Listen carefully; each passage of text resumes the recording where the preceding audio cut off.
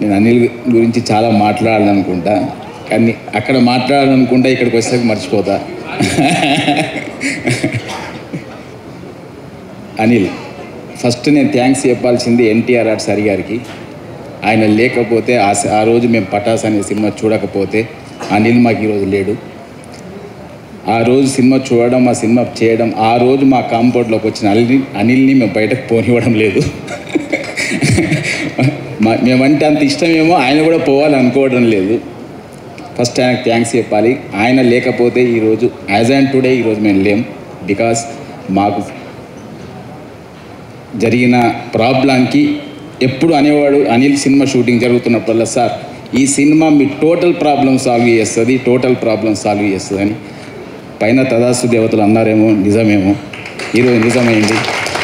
మేము బావిలో పడిపోతున్నామని ఎంతమంది సంతోషపడుతున్నా, అక్కడ పడ్డామనే లోపాలనే పక్కన చూసుకుంటే వాళ్ళ పక్కన ఉన్నాం.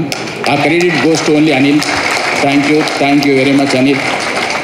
వెంకటేష్ గారు నిర్మాతల హీరో, ఆయన ఎప్పుడు ఇలా కాలర్ ఎగిరిస్తూ నడుస్తుంటాడు.